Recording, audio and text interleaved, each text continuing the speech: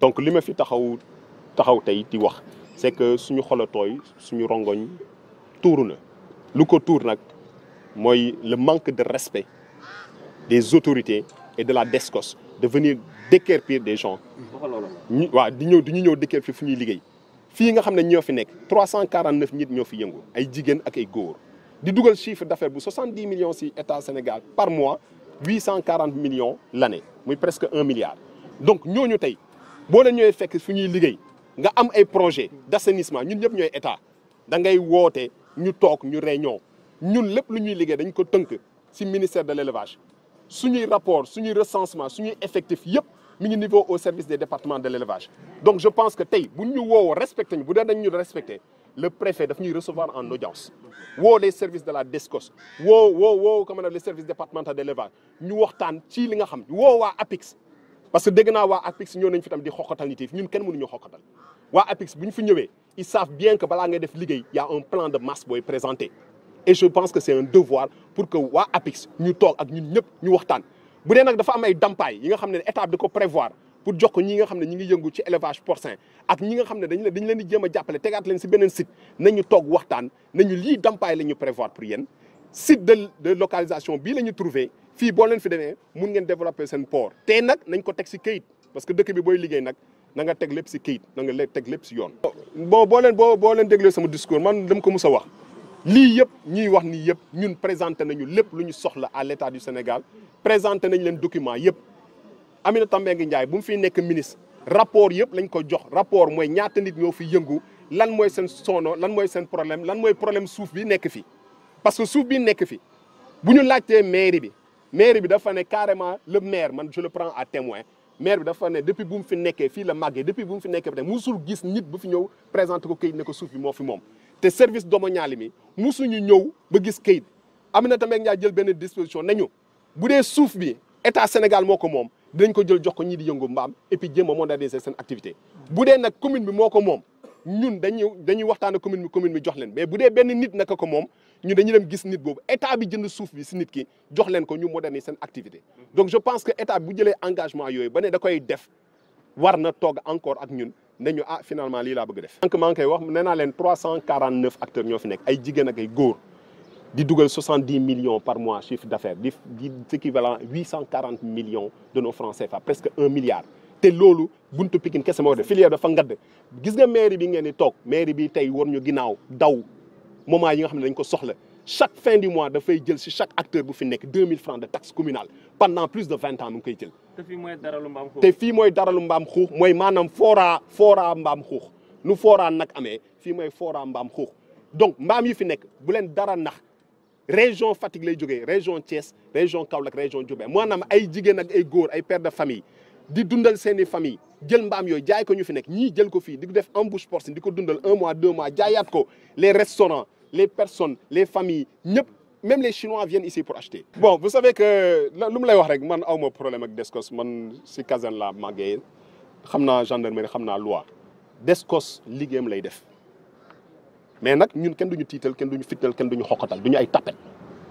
boo ko tegee si yoon ñëw fii wax ak ñun si teg ak teggin nañu respecté lépp si teg ak teggin boo lu ñu jéemee xoqatal duñu daw ginnaaw duñu reculer fii la ñu ñëw toog di leen xaar nag fii suñu patrimoine la mooy maanaam suñu gagne-pain la c'est-à-dire que ñun nee naa la ñun on n'est pas des acteurs de violence yaa ngi comprendre bu nekkoon acteur de violence tey gis nga dëkk bi yëpp ay pneu di tàkk ñun dañu nekk ay autorités dans ce pays di dugal xaalis dans ce pays am nekk ay chrétiens nekk catholique am le cardinal bu taxaw am les coopérations internationales yu taxaw am les communautés te gis nga lu mu leen di wax suñu mbokk yi nekk si laadum suñu mbokk yi nekk si nag ñu mbokk di nag les maisons des éleveurs ñun ñëpp ils sont derrière nous donc problème bi c'est pas un problème seulement du port c'est un problème de la famille de l'élevage te boo leen laalee port bi da nga mel ni da nga laal religion da nga laal njoolaa njaago séeréer bon man dama lay wax lu leer ça veut dire que man lépp lu may liggéey ak ñun suñu organisation parce que ñun ay njiit lañu mais ñi nekk suñu ginnaaw ñoo ñuy pousse lu ñu tettee du ñu wax fu ñuy dem rapport bi dama leen ne man rapport laay liggéeyee 2017 ñun ñoo fi jóg ak service élevage ak service régional de l'élevage service départemental de l'élevage ak les acteurs du port au bureau national ak bureau régional ak bureau départemental ñu dem def visite des sites ñun ñoo njëkk a proposé Tivaouane Peulh mais quand on est pas à 3 Peulh litige foncier moo fa nekk beneen espace bu fa nekk ay filao la te je pense que le ministère de l'environnement ne va jamais accepter ñu dagg ay filao pour teg fa yarkatu mbaam yi. te jafe-jafe suuf si am. te jafe-jafe suuf bu métti dafa am ñun lu ñuy wax noonu sax ñun bind nañu le maire jël nañu audience le maire de Tivaouane Peulh en 2017 on a été reçu par le premier adjoint du maire demandé ko mu jox ñu suuf mu ne ñu dina partager l'information. État Sénégal moo xam fu baax État Sénégal lay waxal. monsieur le président de la République État Sénégal moo xam suuf bu baax suuf bu bon suuf bu am litige foncier man yarkatu mbaam yi laa fi représenté éleveur de porc yi laa fi représenté acteur de développement yi laa fi représenté foncier du sama liggéey mais suñ ma yóbbee si benn foncier damay def sama enquête service yu fa nekk ma dem liggéey ak ñoom mooy maire yi te gis naa ne foofu baaxul donc bu dee indi nañu këyit dama leen di wax bu baax ngeen déglu bu dee l'État du Sénégal indi na benn këyit nañu octroyé nañ leen tant d'hectares à Tivaouane Peulh këyit baa ngi ni yaa leen ko moom non suba ñu takk suñuy lenge daw dem développer fa te en moment dañuy poser ay conditions. waaw loolu lañ ñuy wax da xam nga nag ni ñuy wax rek xam nga gars yi man dama ko mës a wax c'est que nit bu toogee ne la waaw da ngay xaar ba guddi lam say bagage toxu maanaam da nga am looy nëbb te ñun dañu leer ñun dañuy nekk ay développement je pense que autorité sax du doxee noonu lépp lu may def dama koy tënku si kayit commandant d'Escos bu fi ñëw muy commandant Mendy rapport boobu bu fi ñëwee mi ngi si loxo préfet rapport boobu le bureau collectif des acteurs yu fi nekk le bureau régional ak le bureau national ñoo def rapport compte rendu lépp lu mu fi wax bind nañ ko si bataaxal toxal bi yëpp bind nañ ko jox nañ ko préfet parce que ñun si yoon la ñuy liggéey ñoo na fi wax ne ay kaddu déglu nañ ko def nañ suñu rapport bind nañ ko teg nañ ci ay proposition wax nañ ci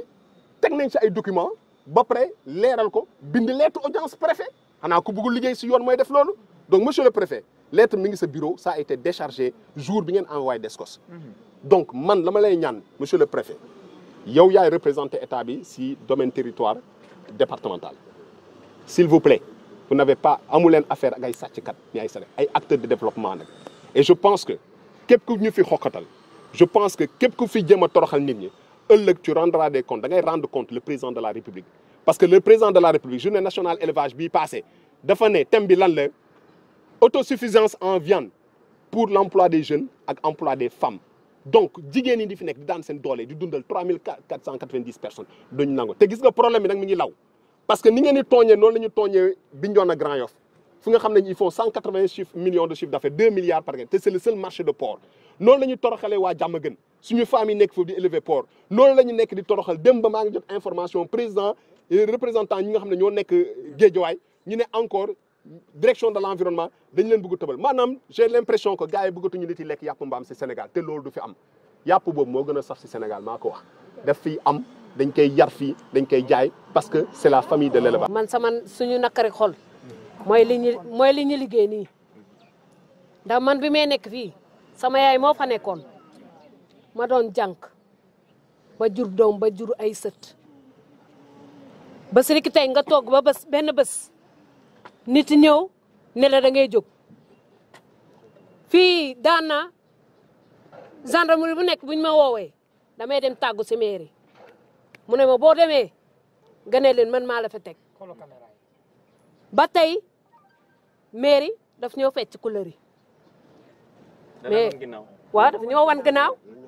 bi mu lekkee suñu xaalis ba mu xonk coy si la ñu bàyyi buñ demee ba tey ba bu mu jotee keroog bi ñu demee foofu dañoo toog xaar ko ba mu ñëw nii la ñu rombee mu ne heure am daa jot mairie Thialy Simner mu romb ne heure am daa jot parce que ay xaj ñoo toog si buntu këram. ah loolu la yaakaar parce que loolu la def parce que bu nekkuloon loolu kon du def loolu. ñun li ñu bëgg bañuñu dara. ndax suñu mbaam yaa ngi ne di féey ci biir ndox yi nga xam ne dafa dee. mbaam yi dee mënu ma koo xam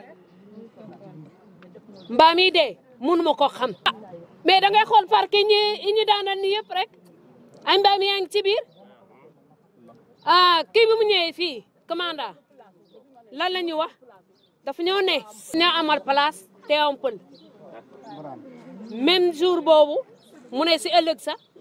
monteeru jël suñu pour ñu ànd dem. bi keroog biñ ma woosee ma ñëw ma ne leen bu kenn yëkkati benn xeer nii la ñu taxaw dañuy sànni grenade gisuñu kenn ku daw. kon door nañ ci grenade. door nañ grenade mi ngi nii door nañ grenade mais gisuñu kenn ku daw ñun ñëpp dañoo taxaw ma ne leen xeer bu gën a tuuti bu ko kenn yëkkati. président Macky Sall laa bëgg mu yëggu ko te mu dégg ko parce que moo taxawoon Fatick ne mbaam gàtt na te si njurul la bokk. président bu ñu wuyul man dañoo bëgg mu wuyu ñu parce que toogaayam élection bi waa parc mbaam si la ñu bokk ñu ñoo ko sànni suñu xob ñu ñoo ko may doole parce que ni nga xam ne daf ñoo gëstu a tax ñu may ko doole mu toog kon nag bi mu toogee daf ñoo war a gëstu